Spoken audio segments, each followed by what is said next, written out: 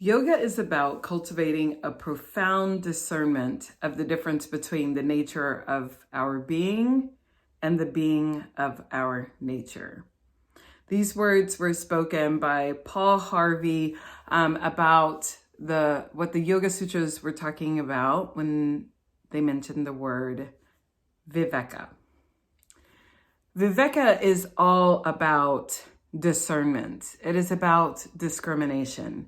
And while the word discrimination has gotten bastardized and applied to contexts that have been deeply hurtful to communities all around the world, discernment in this case is really about, or discrimination is really about the ability to discern and to discriminate what is for you and what is not for you.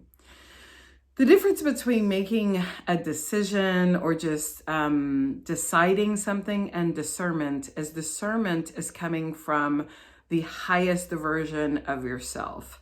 Discernment is making a decision with the power of wisdom, insight, and the information from the heart, from spirit, from God, from that which is greater than you. And so it is making this big and deep decision, or making a series of decisions. Perhaps it is making a decision as to how you choose to live your life.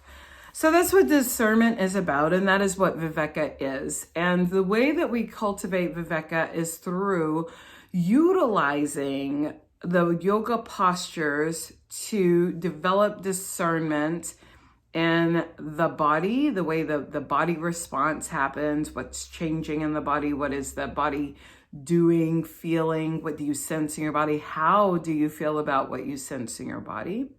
We can utilize that information in order to develop interoception, which is this ability to kind of sense and see what's on the inside. And this helps us develop more of an ability to connect to the enteric nervous system, which is the gut mind.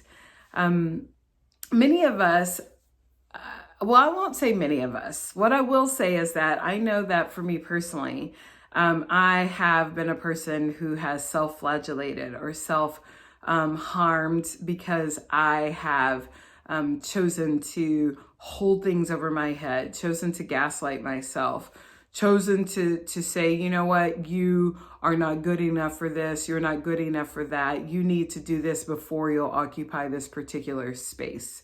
And for me, the yoga journey was an opportunity and continues to be an opportunity for me to excavate those feelings and truly find out what is behind them, and to also understand what is sacrificed by me not living into my purpose because of that negative self-talk. If I would have given into that negative self-talk, I wouldn't be here doing this talk with you right now, because for many, many years, I thought no one wants to take yoga from a full-figure yogini. And it has taken me mastering that part of my mind that associates size with value, that has me here in front of you today. So today's thoughts are inspiring what we will be doing for the next 30 days as it relates to the Seed Time Harvest Challenge. Now, I want to just pause and say, you may watch this video 5 years from now and it will have nothing to do with the challenge. And that's fine, because this video will last beyond the challenge, I imagine. So for those of you who are seeing this and you're not a part, you don't even know what challenge I'm talking about, perhaps just take an opportunity to just pause whatever you're doing in life and to step into discernment over, are you in the fullness of your power and the decision making that you are making as it relates to whatever you are doing? For those of you who are in the Seed Time Challenge, Seed Time Harvest Challenge, we have just ended a period of seeding what we choose, what we want, what we seeded self-study, we seeded we seeded just all of the habits that we're looking to continue to cultivate. And we spent 21 days in discipline to commit to daily yoga, asana, and meditation, and to reflect on what that journey looks like. So it wasn't just doing the thing, getting the sweat. It's not about that. It is about being in the residue of that discipline. And what does that look like? And that residue is Viveka.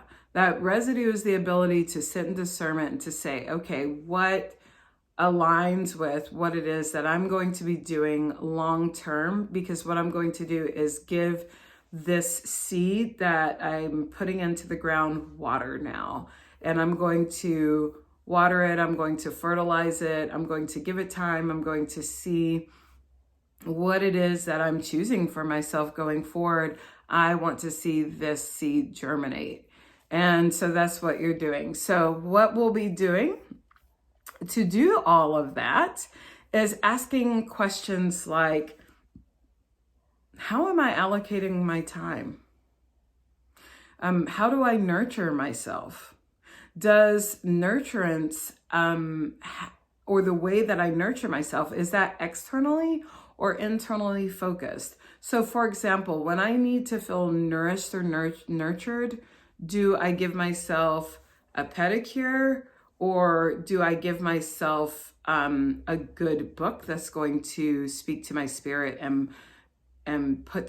deposit something in me that is going to last longer than a pedicure?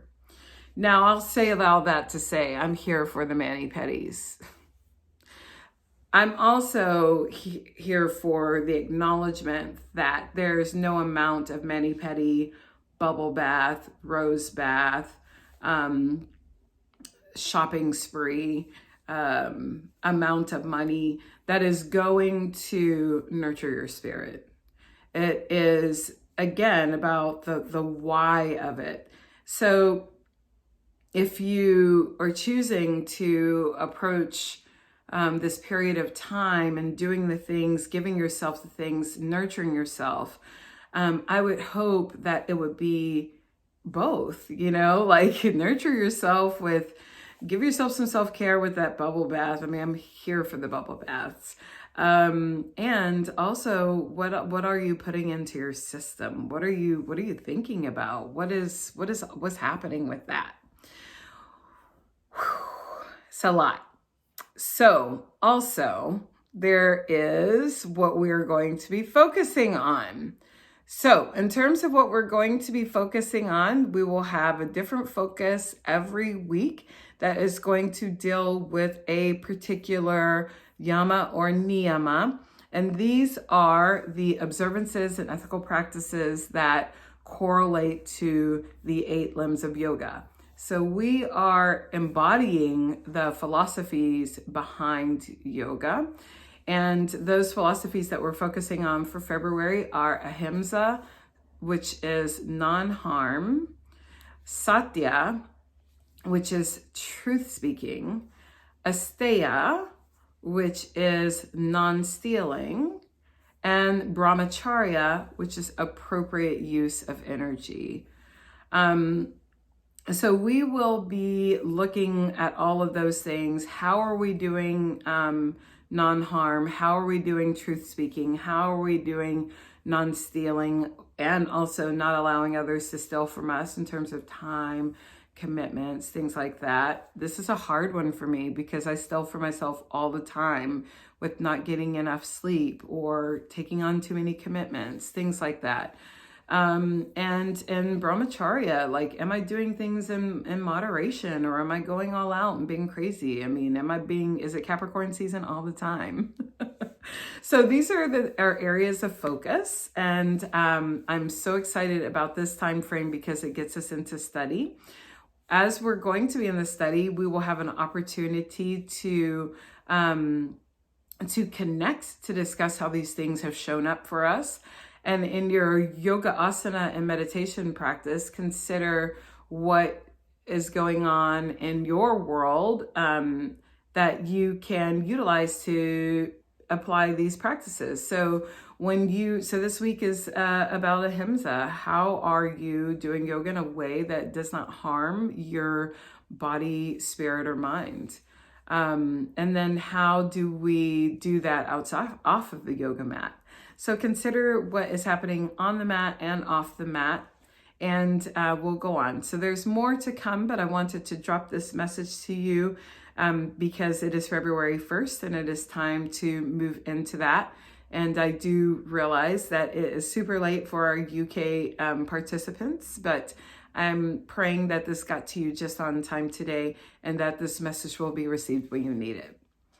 You guys take care of yourselves so that you may take care of others. More information will be coming tonight and tomorrow. Take care. Bye-bye now.